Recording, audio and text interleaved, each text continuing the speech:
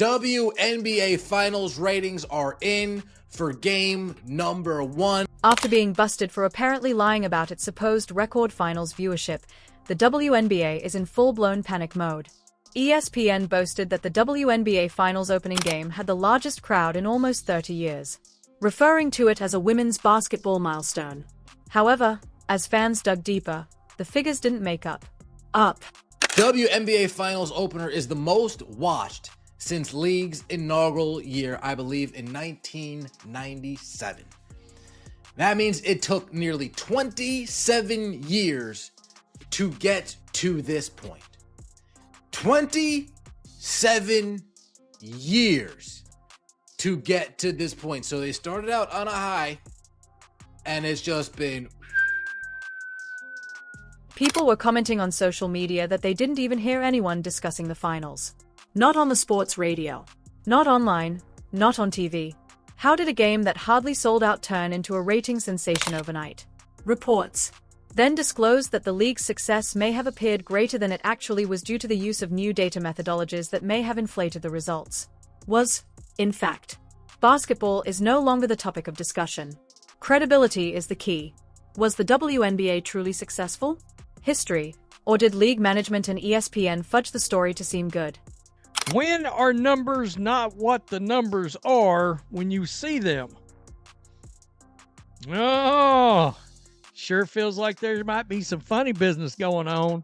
Is there a little nasty work going on behind the scenes? A little abracadabra, bewitched action? Stephanie White knows this one. Yeah, she's conjuring up ratings for the Aces and the Mercury. With pride, ESPN said that the WNBA Finals. The league erupted in celebration as the opener was the highest viewed in over 30 years. Headlines on social media. It was announced by the media on a historic night for women's basketball, with the journalists from ESPN. Release bragged of record-breaking interest and enormous expansion. The stated, a peak of 2.5 million viewers, with 1.9 million viewers overall, sounded like a long-awaited innovation. It was the kind of headline that a league that has fought for attention for decades needed. Executives hoped for. However, that jubilation began to appear odd after a few hours. 1.9 million viewers with a peak of 2.5 million. ESPN scores most watched game 1 of the WNBA Finals in 28 years, behind only 1997's single game championship format. Social media fans spotted something odd right away. There had hardly been any talk of the alleged record-breaking game. No hashtags were trending, no popular videos, and there aren't any noteworthy online moments. Talk programs about sports didn't bring it up. It was skipped over by radio hosts. Fans who watched the WNBA closely admitted that they were unaware that the finals had begun. The discrepancy was obvious. How could a game that make so little cultural noise despite allegedly drawing in millions of viewers? I saw these ratings and went, my first literal response, oh, that's bullshit. My first response. Literally the first thing out of my mouth was, well, that's bullshit. Then the most important question arose, where did these figures originate? As they looked further, critics discovered that ESPN published the data, referencing Nielsen measures, but there were no independent Nielsen reports available. Located. Nielsen often makes the official ratings data available to the general audience. ESPN was the one speaking this time, and that caused people to wonder. Nielsen methodology change. A key factor in 2025 is a change in Nielsen's methodology to include big data plus panel, which incorporates out-of-home viewing, a change that generally results in higher reported viewership for all sports broadcasts compared to previous years. Critics argue that some reported year-over-year growth may be partially attributable to this methodological change, which is not always clearly noted in press releases. Of course, not noted in this year's press release. Many started to have doubts if this record was as genuine as it appeared to be. Confusion was exacerbated by the reference to an upgrade in methodology. Tucked away in the fine print, the Big Data Plus Nielsen system, a new Panel, which broadens the definition of viewership, had been introduced earlier in the year. Out of home was now included. Audiences, individuals who may have seen a brief clip of the game in eateries, pubs, gyms, or even airports. In essence, a viewer might be anyone in close proximity to a screen. I go listen to sports radio. I'm not getting any WNBA Finals. I'll turn on ESPN. I'm not getting any WNBA Finals. I'll turn on Fox Sports 1. I'm not getting any WNBA Finals. Nowhere I look do I see people really discussing the WNBA Finals. And ESPN spits out 1.9 million viewers. Are these silent viewers? They very well may be. In other words, the numbers weren't always used to gauge ardent home viewers. Even the overall number of eyeballs was being measured, ones that are passive. Everything changed after this realization. What ESPN was referring to as it's possible that the record night was just a counting trick. The Bendo podcast's host summed it up directly. Are these viewers silent? As no one is discussing this game. That line perfectly encapsulated how fans were moved. The alleged surge in ratings wasn't accurate. How does it happen when literally nobody is talking about the actual finals? The WNBA has battled for widespread acceptance for many years, and the league have a success story to brag about at last. However, suspicions started to grow beneath the grins and press releases. Quick. Why did this end up being the most watched finals opener since 1997? Feel as though nobody noticed? The alleged record was starting to appear to be a fabrication, not based on true fandom participation, but on data manipulation masquerading as advancement. And as admirers began to inquire, the narrative unraveled even more quickly. I'm waiting for the official Nielsen ratings. ESPN likes to do some funny math. You can't find those numbers anywhere else. Every AI lists ESPN as the source, not Nielsen. Last time I checked, ESPN isn't in the ratings business. They're reporting their own ratings. Why did it take so long to put this out? I'm suspicious. Amazing for a game that couldn't even sell out. If the finals of the WNBA actually drew close to 2, where was the excitement after 1 million viewers? Fans couldn't quit asking that question.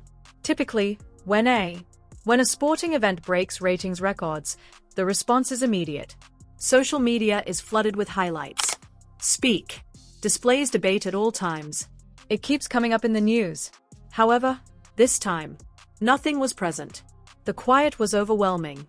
Major sports networks didn't seem to care about their own alleged success tale. No viral celebration, no follow-up coverage, no big segments. It had the feel of a record. That was merely a concept on paper. The Bendo podcast's host made the observation that he had never heard anything about the finals on any sports website. Nor on Fox Sports, nor on ESPN's debate shows. Not even on Twitter. He browsed through feeds that typically featured WNBA videos. However, there was hardly any indication of enthusiasm. Not even the league's most devoted fans were discussing it. That gap turned into the catalyst that stoked the skepticism fire. Why didn't it seem like a breakthrough if it was? To exacerbate the situation, fans started contrasting it with other concurrently aired sports. The MLB playoffs, college football, and NASCAR all had a lengthy, more noticeable conversations even though they drew comparable or even lower viewership figures. This implied that either there weren't millions of people watching the WNBA, or the audience was very low. The figures in the people were skeptical since the mood didn't match. Then, the more profound layers began to unfold.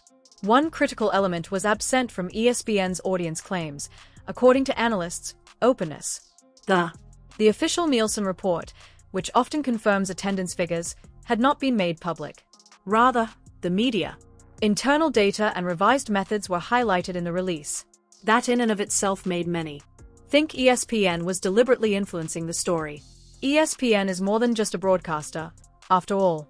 It's a financial interest in the success of the WNBA. ESPN profits from increased advertising if the league appears to be doing well. Income and the legitimacy of the brand. Fans recognized then that the stillness wasn't a coincidence. It was in control.